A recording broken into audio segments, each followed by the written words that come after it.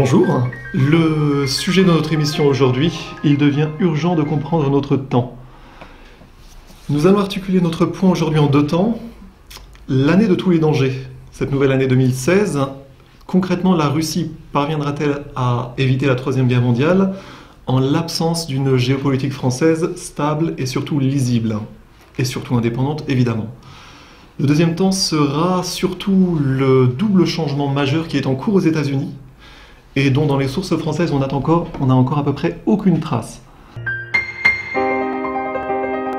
Un premier point assez négatif ou plutôt lucide sur cette année de tous les dangers.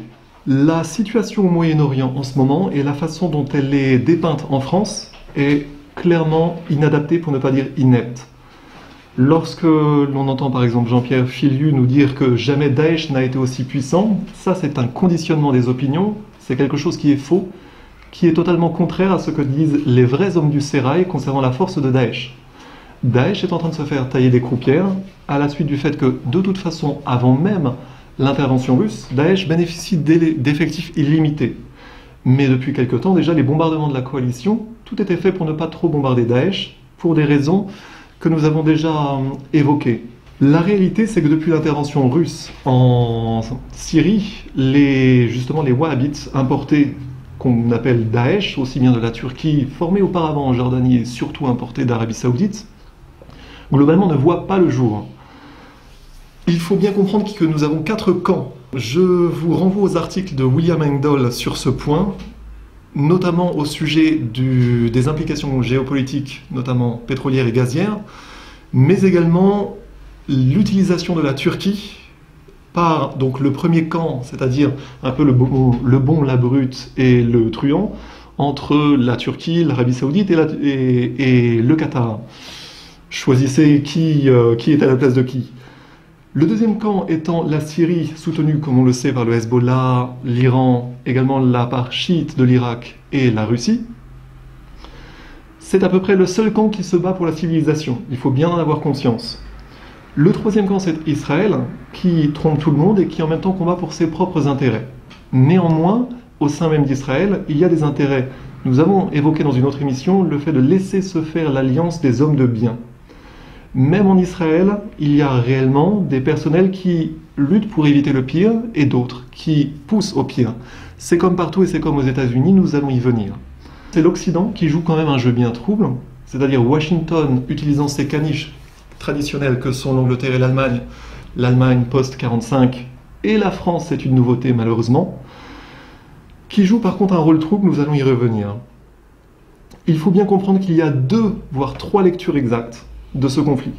La première lecture étant la plus facile, elle concerne le pétrole saoudien, c'est-à-dire une tentative de monopolisation des pétroles de la zone par les Saouds, en utilisant notamment les Turcs, qui sont nettement plus compétents que l'armée des Saouds, et avec les bons offices du Qatar qui aimeraient bien faire passer son gaz à travers la Syrie vers la Turquie pour approvisionner l'Europe. Un gaz qui est concurrent des intérêts russes, il faut bien comprendre. Vous avez là la principale raison immédiate, non mystique, du soutien extrêmement pragmatique de la Russie à la Syrie.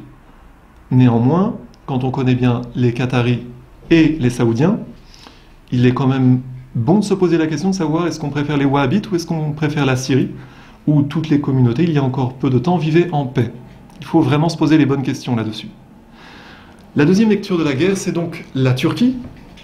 La Turquie et ses services de renseignement, le MIT, d'Hakan Fidan, le trafic organisé du pétrole dans lequel le fils d'Erdogan, Bilal Erdogan, a bien des intérêts et que vient d'interrompre la Russie, d'où les représailles qui se sont aussi exercées contre la Russie. Il faut bien en avoir conscience, des attentats comme l'avion russe descendu en partance revenant de Sharm el-Sheikh, c'est un message. Les attentats sont des messages, ils ne sont pas compris par les journalistes du monde, ils sont compris par ceux à qui les messages sont destinés. Sauf que la question est de savoir si la Turquie n'est pas poussée à la faute dans une ambiance qui pourrait rappeler la guerre de Crimée, l'une des guerres les plus absurdes du XIXe siècle, où les Turcs avaient été poussés contre les Russes par les Britanniques, et les Français à leur remorque. On parle assez peu des groupuscules ultranationalistes turcs qui sont en train d'être utilisés par l'OTAN, qui sont les survivances des réseaux gladiaux de l'OTAN j'entends précisément les loups gris turcs qui sont utilisés dans une drôle de synergie aujourd'hui avec les Tatars de Crimée. J'ai eu des nouvelles, pas plus tard que ce week-end, de ce qu'il se passe autour de Sébastopol. Il y a des points de contrôle anormaux qui sont installés et on a vu en décembre un blocus civil contre la Crimée par les Tatars de Crimée, financé par le renseignement turc. Drôle d'alliance stratégique qui est en fait la continuation des printemps arabes, c'est-à-dire la forme non violente de la logique de nuisance maximale contre la Russie, en l'occurrence en Crimée, et aussi en représailles pour ce que la Russie fait en Syrie.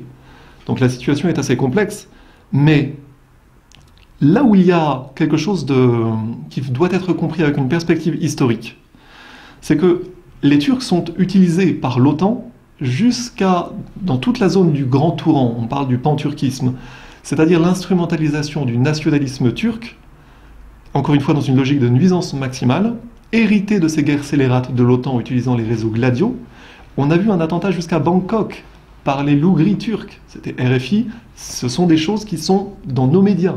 C'est-à-dire que c'était une représaille contre le gouvernement thaïlandais pour avoir extradé des terroristes turcs qui avaient fait des attentats dans le Xinjiang, au nord-ouest de la Chine, considéré par les Turcs comme le Turkestan de l'Est. Donc encore une fois, une logique de nuisance maximale qu'il faut bien comprendre. Sauf que, ce que j'envisage ici, vous allez le voir, c'est qu'il faut avoir en arrière-plan les prémices de la Première et de la Deuxième Guerre mondiale pour comprendre qu'en ce sens, nous vivons les prémices de la Troisième Guerre mondiale. C'est-à-dire qu'avant la Première Guerre mondiale, les Britanniques ont instrumentalisé les Serbes, malheureusement, pour créer la mèche de ce qui est devenu la Première Guerre mondiale. Ces éléments peuvent être retrouvés, notamment, je vous renvoie à Pétrole, une guerre d'un siècle de William Engdahl, qui est certainement le meilleur livre de synthèse sur ce point précis.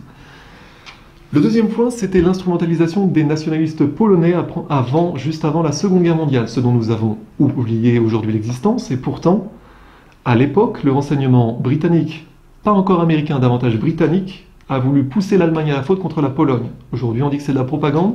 C'est une réalité que l'on trouve aujourd'hui dans des sources assez peu connues. C'est-à-dire qu'il s'agissait de faire passer l'Allemagne comme le méchant agresseur, de façon à déclencher la Deuxième Guerre mondiale sur le fondement de l'alliance inconnue des Allemands entre l'Angleterre et la Pologne, à la suite de laquelle, évidemment, la France allait venir à la remorque, comme d'habitude. Ce qu'il se passe là, c'est une logique similaire, c'est-à-dire que les loups gris ultranationalistes turcs sont poussés à la faute pour créer la mèche qui a été un échec en Ukraine et un échec en Turquie d'une Troisième Guerre mondiale. Rappelez-vous, l'avion qui avait été abattu en Ukraine, on avait tenté de faire porter le chapeau russe. Ça, en ayant en arrière-plan la réalité de l'histoire ancienne du Lusitania, c'est une mèche pour une Troisième Guerre mondiale. Ça a été un échec et à présent, l'OTAN utilise les Turcs pour une nouvelle mèche d'une Troisième Guerre mondiale. Nous pouvons faire confiance aux Russes pour l'éviter, mais n'empêche que la pression est très forte. La dernière lecture de cette guerre, il s'agit de la question du double jeu qui est en ce moment joué par Washington, c'est-à-dire que nous venons d'avoir la résolution 2254 de l'ONU proposant un agenda de paix en Syrie, sauf que cet agenda de paix ne concerne pas Daesh. Il concerne les Russes, il concerne les Syriens. Il demande aux Russes d'arrêter de taper sur Daesh en disant que les méchants Russes ne tapent pas que sur Daesh. La réalité, c'était un article de Jean Guinel dans Le Point qui s'offusquait du fait que Daesh ne respectait pas les lois de la guerre. C'est bien de faire cette découverte-là. N'empêche que là, on est en train d'interdire aux gendarmes russes de faire le ménage. Il y a quelque chose qui rappelle furieusement la SDN dans les années 20 et 30 concernant les bolcheviks en Europe centrale. Mon dernier point qui est majeur, c'est un changement qui est en train de se passer à la tête des États-Unis, qu'aucune source française quasiment ne relaye. On a eu un petit article dans Mediapart, dans un blog affidé à Mediapart, et on a eu un article belge très intéressant de defensa.org, je crois, sur ce qui est rendu public en sous-main via Seymour Hersh, journaliste très important aux États-Unis. Je vous dis qu'à partir des éléments que je traduis par Steve Petchenik, Seymour Hersh fait passer des éléments pour compromettre Obama qui lui sont fournis par le renseignement spécialement militaire américain.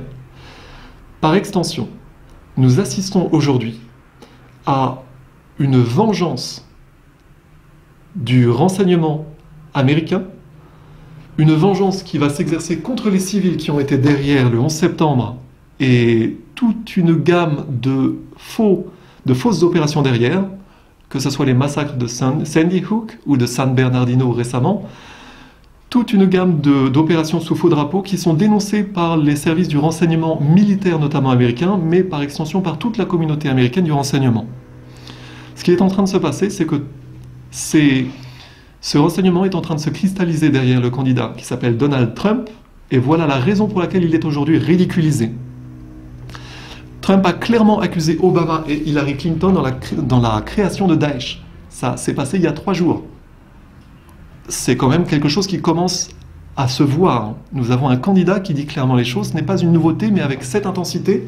Ce que je vous dis, c'est que nous parlions de laisser se faire l'alliance des hommes de bien.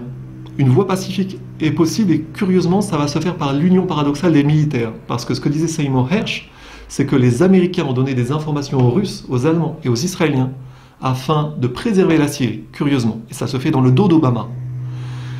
Donald Trump est en train de dire les choses de façon de plus en plus nette et il a derrière lui l'armée américaine qui tire les leçons de l'éviction de Stanley McChrystal, qui avait été le dirigeant des forces américaines en Afghanistan, puis de la façon dont Petraeus avait été évincé à l'occasion de l'affaire de Benghazi, pour laquelle Hillary Clinton a du souci à se faire.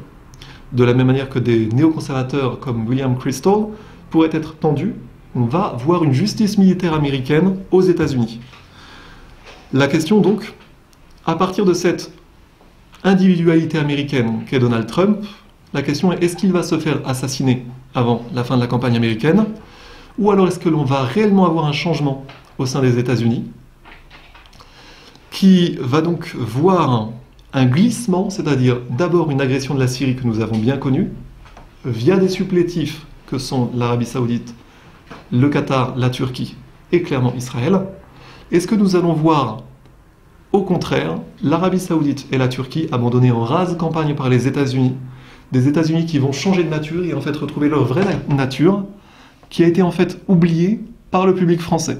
Les États-Unis de Bush et du 11 septembre ne sont pas les vrais États-Unis à la base. Voilà donc toute la question, tout l'enjeu aujourd'hui. Est-ce que Trump sera assassiné? Est-ce que les États-Unis vont changer de nature? Et est-ce qu'une voie vers la paix est possible à l'occasion d'une alliance entre les hommes de bien, russes, israéliens, américains, et donc, implicitement, est-ce que l'on verra l'abandon des excès des Saouds et de la Turquie d'Erdogan? Voilà donc tout le débat. Souvenez-vous, répandez ces informations, retransmettez ces informations, soyez attentifs à ce qu'il se passe autour de vous. Aujourd'hui, quelqu'un qui ne s'intéresse pas à ces sujets-là sera victime de ce qu'il va se passer par la suite. C'est un enjeu qui nous concerne tous. Renseignez-vous, croisez les sources, ne me croyez pas uniquement, cherchez. Je vous remercie.